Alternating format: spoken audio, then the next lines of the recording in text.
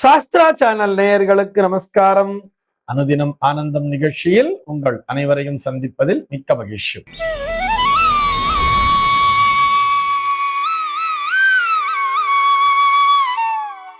இன்று 15/4/2026 இந்த நாள் குறித்து பஞ்சாங்கம் என்ன சொல்றதுன்னு பார்க்கலாம் வாங்கோ. இன்றைய தினம் பராபவ வருடம் சித்திரை மாதம் 2ஆம் தேதி புதன்கிழமை. திதி பார்த்தோம்னா தேய்பிரை திரையோதசி திதி இரவு 10:31 வரைக்கும் இருக்கு. அதனைத் தொடர்ந்து தேய்பிரை சதுர்த்தசி திதியானது வந்து விடுகிறது. இன்னைக்கு நட்சத்திரம் பார்த்தோம்னா பூரட்டாதி நட்சத்திரம் மதியம் 3:21 வரைக்கும் இருக்கு.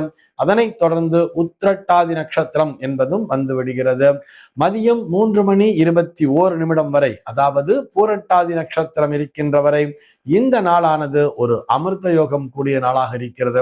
அதனைத் தொடர்ந்து சித்த யோகம் என்பதும் வந்து விடுகிறது.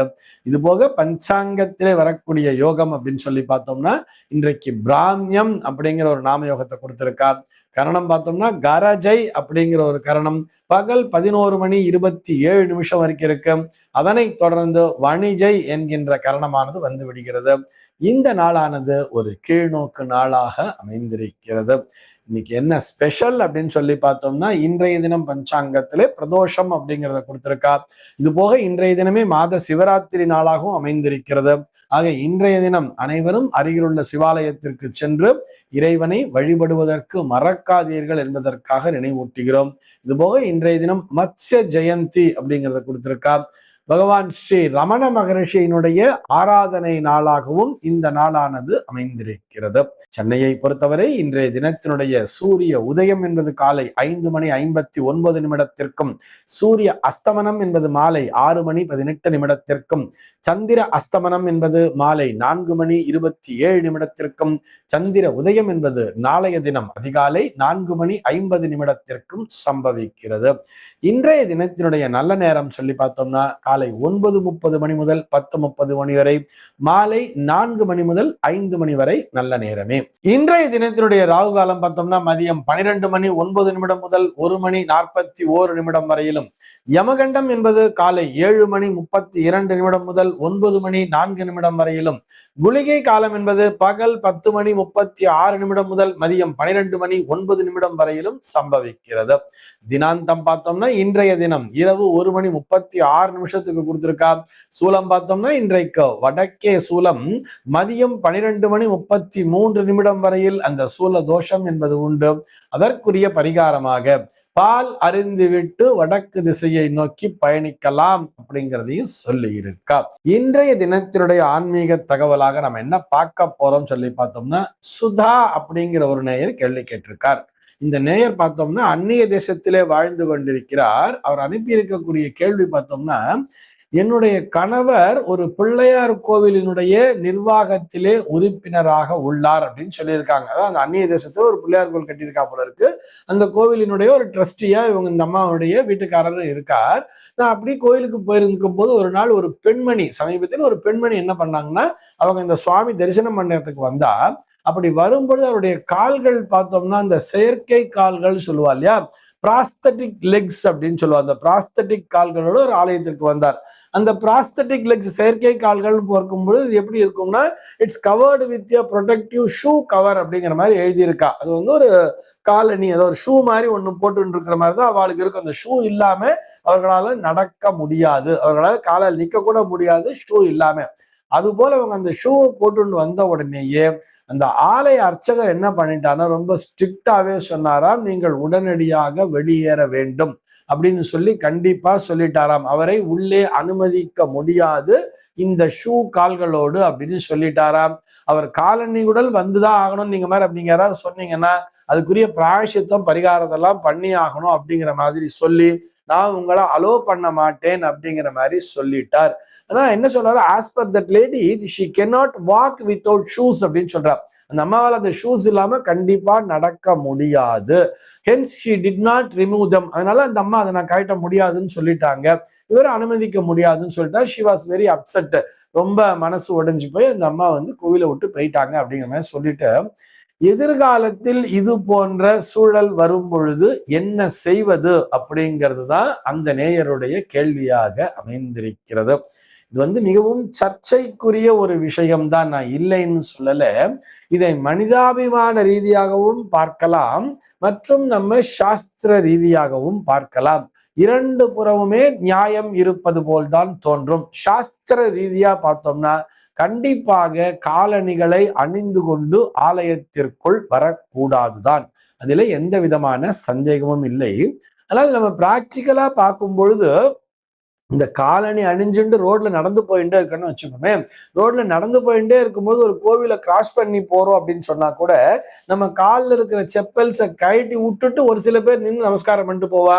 ஒரு சில பேர் அப்படியே செப்பல்ஸோட நடந்து போகும்பொழுதே அப்படியே நமஸ்காரம் பண்ணிட்டே போவா தெரியுமா.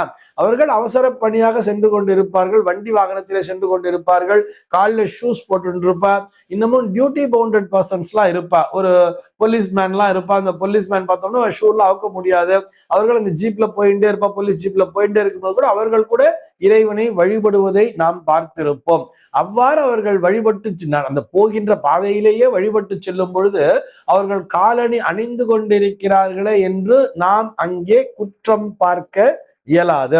ஏனென்று சொன்னால் இறைவன் தூணிலும் இருக்கிறார், துரும்பிலும் இருக்கிறார். ஆனால் இந்த அர்ச்சகரை பொறுத்தவரை இது ஆலயம் என்பது இறைவன் குடிகொண்டிருக்கின்ற இடம்.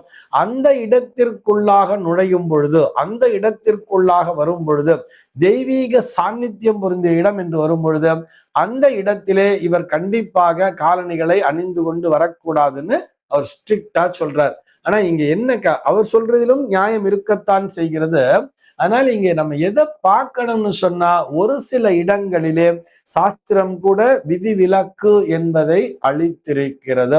அந்த அம்மா அந்த பிராஸ்தட்டிக் லெக்ஸ் இருந்தா கூட அதோடு இறைவனை வழிபட வேண்டும் என்ற ஒரு எண்ணத்தினை தன்னுடைய மனதிலே வைத்திருக்கிறார்கள் அல்லவா.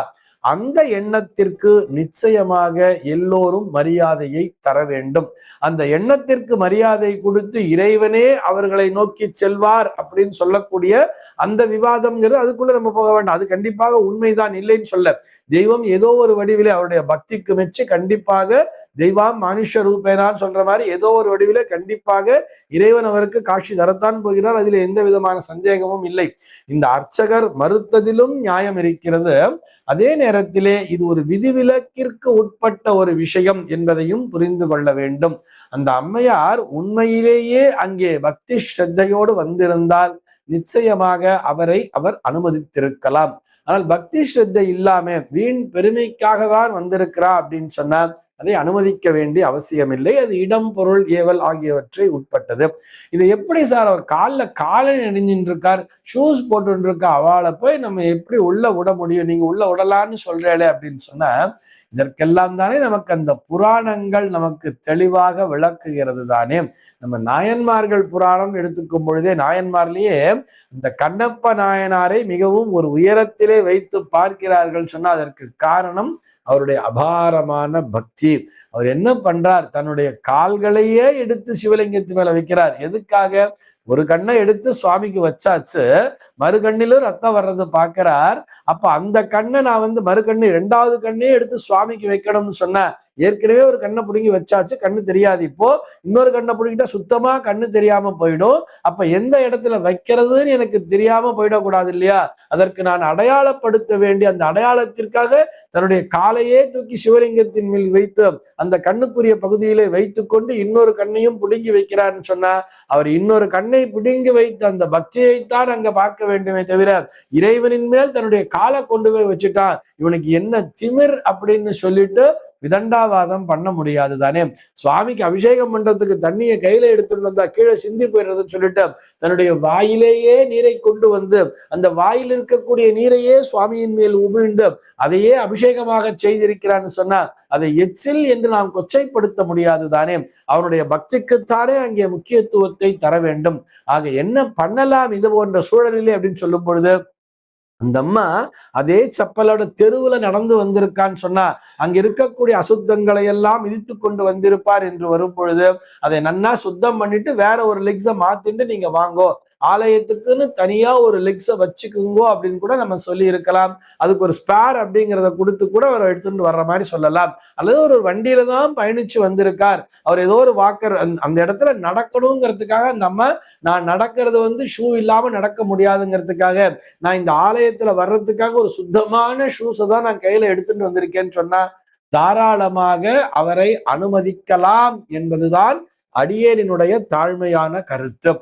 இந்த நேயர் கேட்டிருப்பது என்னன்னு சொல்லி பார்த்தோம்னா, எதிர்காலத்தில் இது போன்ற சூழல் வரும்பொழுது என்ன செய்வதுன்னு சொன்னா, அந்த ஷூஸ் அவர்கள் போட்டுக்கொள்ளக்கூடிய அந்த ஷூஸ் சுத்தமான இன்னொரு ஸ்பேர் ஒன்று எடுத்துட்டே வாங்கோ, அந்த ஷூஸை நீங்க அந்த லெக்ஸ்ல போட்டுட்டு நீங்க நடந்து வாங்கோன்னு சொல்லிட்டு நம்ம அவளுக்கு ஒரு ஆலோசனைகளை சொல்லலாம். அது போன்ற ஒரு சுத்தமான அந்த ஷூஸ்ல எந்த விதமான ஒரு அசுத்தங்கள்லாம் இல்லை அப்படின்னு சொன்னா அதை அவர் போட்டுக்கொண்டு இறைவனை தரிசிப்பதற்கு அனுமதிக்க வேண்டும் என்பதுதான் அடியேனினுடைய தாழ்மையான கருத்து. எப்படி இருந்தாலும் அந்த அம்மையார் நேரடியாக கர்ப்ப கிரகத்திற்குள் செல்ல போவது இல்லை. அர்த்த மண்டபத்தில் இருந்தாலும் தரிசனம் பண்ண போறா. அதனால அதுக்கு எந்த விதமான தோஷமும் இல்லை. அதற்கு தனியாக பிராயச்சித்தம் எதுவும் தேவையில்லை என்பதுதான் அடியேனினுடைய கருத்து. இந்த தகவலோடு இன்றைய தினம் உங்களிடமிருந்து நான் விடைபெற்றுக் கொள்கிறேன். மீண்டும் உங்கள் அனைவரையும் நாளைய தினம் ஒரு புதிய தகவலோடு சந்திக்கிறேன். அன்பர்கள் அனைவருக்கும் அனுதினமும் ஆனந்தமாய் அமைய பிரார்த்திக்கிறேன்.